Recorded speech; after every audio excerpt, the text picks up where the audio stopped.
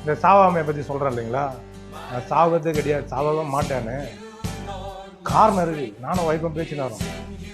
என் யூடியூப்பை போய் சேனலை போய் பார்த்தீங்கன்னா, நான் இதுக்கு முன்னாடியே அதை பற்றி ஆண்டவர் எனக்கு வெளிப்படுத்தினால நான் பிரசங்கத்திலே பேசியிருக்கிறேன். என்ன அறியாமே நான் பேசியிருக்கிறேன். நான் ஒரு இது ஒன்று கிளிப்பிங் வீடியோ ஒன்று அனுப்பிச்சேன் பார்த்தீங்களா, நான் வியாதியே இல்லாமல் வாழ்வேன். இதை பற்றி கூட எனக்கு சொல்லிக் கொடுக்கல. ஹலோ,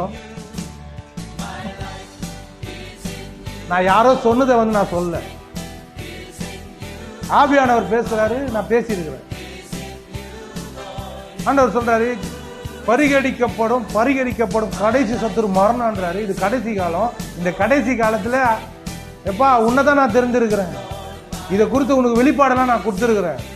நீ சாவாமையை பத்தி பேசு, இந்த மரணமே வராதுன்னு உன் சபைக்கு சொல்லு, உன் பிள்ளைங்களுக்கு சொல்லு, இந்த சந்ததிக்கு சொல்லுன்றாரு ஆண்டவர். நீ மரணத்தையே பார்க்க மாட்டேன்றாரு சொல்றாரு. நீ மரணத்தையே பார்க்க மாட்டேன்.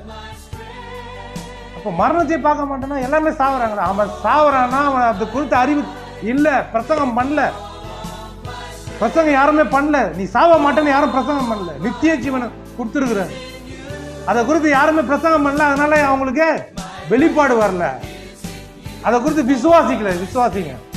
அதனால என்ன பண்ண, நீ பேசுன்ற ஆண்டவர், நீ பேசுனா அது நடக்கும்.